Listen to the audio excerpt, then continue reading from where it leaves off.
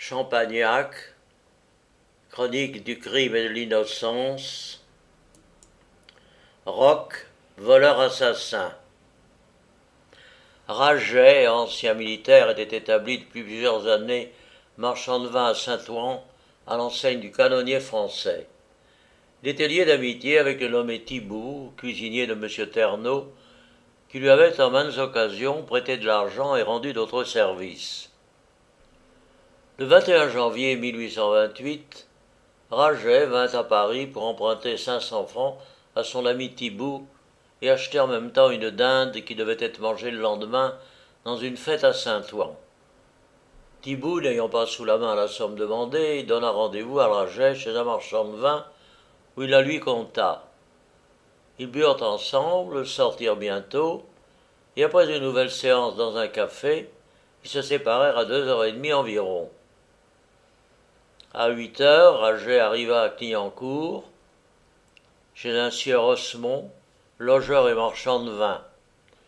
Il se fit d'abord servir à manger, puis demanda à boire, et invita 4 individus présents, parmi lesquels se trouvait Roch, qui logeait depuis quelques mois chez le sieur Osmond sous le nom de Petit Jean. Roch, né à Belle-Île-en-Mer, s'était engagé volontairement dans le 1er bataillon colonial. Il renouvela son engagement en 1822 et entra dans le 3e régiment d'infanterie de la garde royale. Son inconduite l'en fit bientôt chasser, et au mois de novembre, il fut incorporé dans une compagnie de discipline à Arras, et quelques mois après, il déserta. Repris, il fut condamné par le Conseil de guerre pour sa désertion à 3 ans de travaux publics. Par décision du 4 octobre 1826, il obtint la remise de cette peine et fut renvoyé dans la compagnie à laquelle il appartenait avant sa condamnation. Il déserta de nouveau en 1827 et vint se réfugier à Paris sous le nom de Petit Jean. Il logeait, depuis le mois de décembre, chez le sieur Osmond et avait été employé successivement à l'enlèvement des bouts de Paris et aux travaux du château de Saint-Ouen. Ses moyens d'existence étaient précaires et sa position très gênée. Un de ses camarades lui avait entendu répéter plusieurs fois que si M. Osmond ne consentait pas à le garder, il ne restait plus qu'à se pendre ou à se jeter à l'eau, que, s'il trouvait un camarade, il irait à la forêt de Bondy. Roch, ainsi que nous l'avons dit plus haut, était un des 4 individus que Raget avait invités à boire avec lui. Il avait accepté. À 10h environ, Raget se leva, tira de sa poche pour payer Osmond un mouchoir contenant les 500 francs qu'il rapportait de Paris. Il le déposa sans défiance sur la table en présence des 4 convives. Il demanda à Osmond un bâton pour porter plus facilement la dinde qu'il avait enveloppée d'un torchon.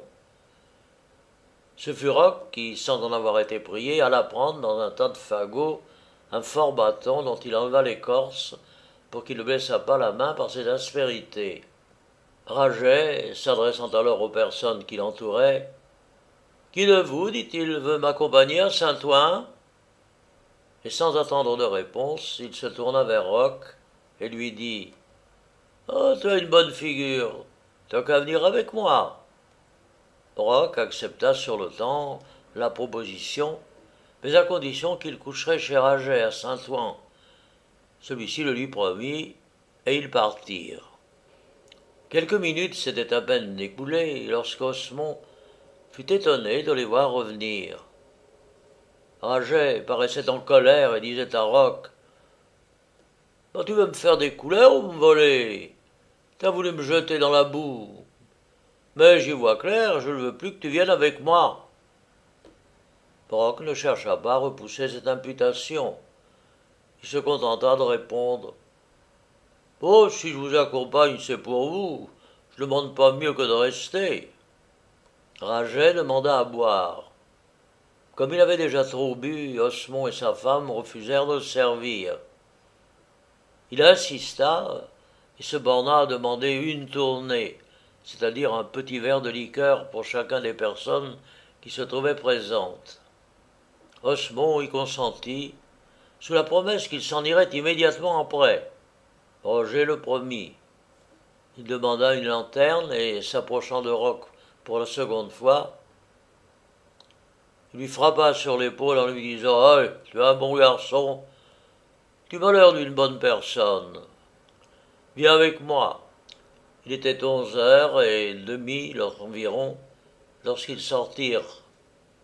Roch portait la dinde, le bâton auquel elle était suspendue et la lanterne. Raget lui donnait le bras.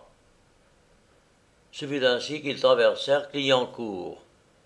Le lendemain, Raget fut trouvé assassiné. Il avait reçu à la tête 10 blessures, faites les unes avec un instrument tranchant, les autres avec un instrument contondant. 2 de ces blessures avaient fracturé le crâne et avaient dû occasionner aussitôt la mort. La tête, placée entre 2 sillons, était entrée de 2 pouces dans la terre et nageait dans le sang. À quelques pas de là, on trouva la lanterne dont la chandelle avait été retirée. Le lendemain matin, Roch n'était pas rentré chez Osmond. À la vue du cadavre, de violents soupçons s'élevèrent contre lui. Son signalement fut envoyé à la gendarmerie et le surlendemain, 3 janvier, il fut arrêté chez un marchand de vin au Batignolles où il faisait une orgie avec une fille publique. Dans son interrogatoire, Roch soutint qu'il n'était pas le coupable, qu'il ne s'était éloigné de Raget qu'après l'avoir vu tomber et avoir essayé vainement de le relever. Conduit à Saint-Ouen et mis en présence du cadavre de Raget que l'on avait exhumé, il ne montra pas la moindre émotion, le regarda d'un œil sec et demanda même à manger pendant l'autopsie cadavérique. On découvrit ensuite que Roch, dans la nuit et quelques heures après son crime, s'était fait conduire par un fiacre rue Pierre-Lescot, chez un sieur Labruyère, logeur, et qu'il y avait soupé avec la fille Justier. Celle-ci remarqua que les mains et les vêtements de Roch étaient extrêmement sales et qu'il les regardait fréquemment. Le lendemain matin, il se fit servir la dinde qu'il avait apportée la veille et déjeuna avec cette fille et le cocher Chalmet, dont il avait retenu le fiacre pour toute la journée. Le bâton auquel la dinde était suspendue, laissé par lui dans la cuisine, fut examiné par le Kolwawski, garçon de l'hôtel, qui déclara y avoir remarqué quelques gouttes de sang. Mais ayant été brûlé par la cuisinière, il ne put être représenté parmi les pièces de conviction. Le premier soin de Roch avait été de se débarbouiller de ses vêtements, de les déchirer et de les jeter par la fenêtre dans la rue. Kowalski les ramassa, mais il les trouva si mauvais qu'il ne conserva qu'une demi-blouse. Roch ne tarda pas à la lui redemander. Comme il restait sans habit, il s'enveloppa du carrick du cocher et se fit conduire au marché Saint-Jacques, où il acheta des vêtements neufs pour 70 à 80 francs. Il acheta aussi chez une femme honnête une paire de souliers et lui laissa ceux qu'il portait et sur lesquels on voyait des taches de sang. Ces souliers, ainsi que la demi-blouse et les vêtements abandonnés par Roch et retrouvés, furent soumis à une analyse chimique qui fit découvrir de nombreuses taches de sang. Roch, pour expliquer ces taches, répondit d'abord qu'elle provenait de tabac chiqué. Mais après le rapport de messieurs Baruel et Vauquelin, il les attribua au sang que la dinde avait pu répandre. Mais en contradiction avec la femme Labruyère, qui avait déposé que la dinde, tuée depuis au moins 2 jours, et dont la saignée même était un peu sèche, n'avait pas pu répandre de sang, il recourut à un autre système devant la cour d'assises de la Seine.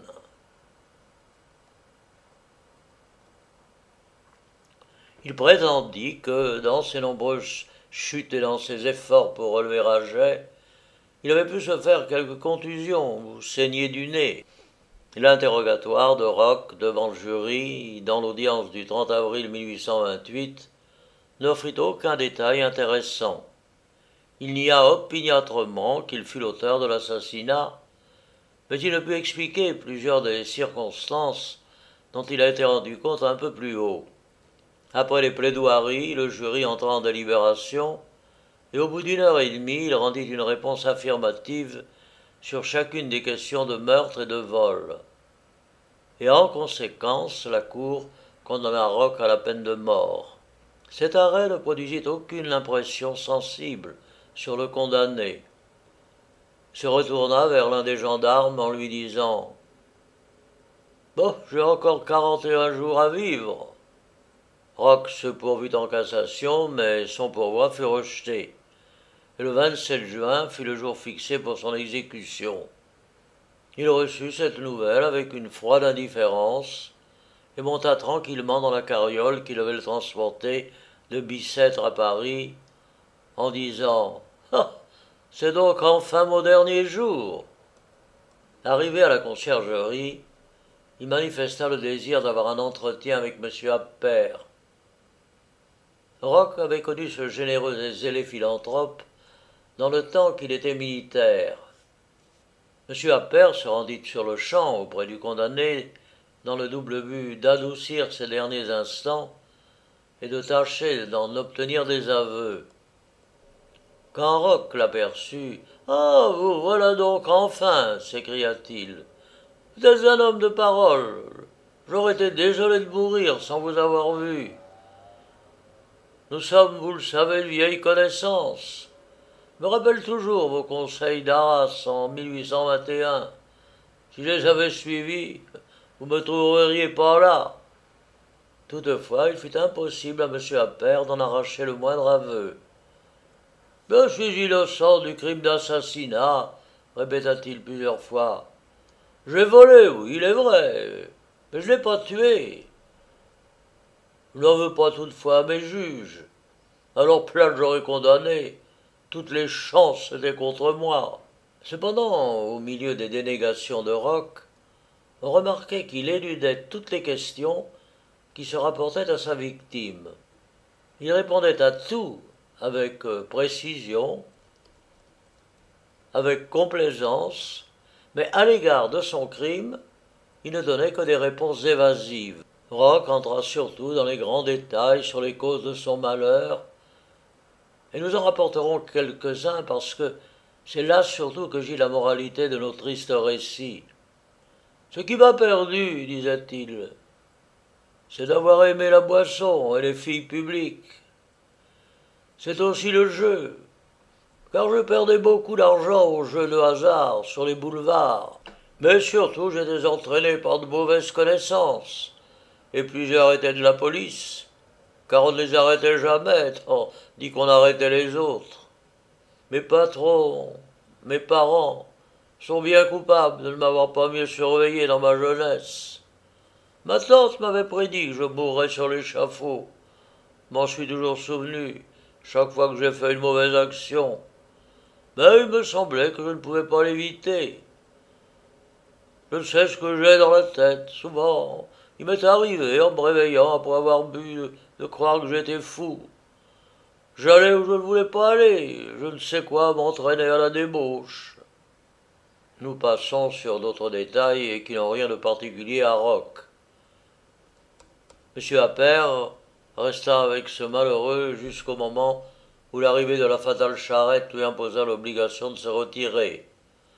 Roch conserva une inaltérable intrépidité jusque sous le fer du bourreau, car dans ce moment suprême on entendit 2 fois s'écrier « Adieu, citoyen, adieu !»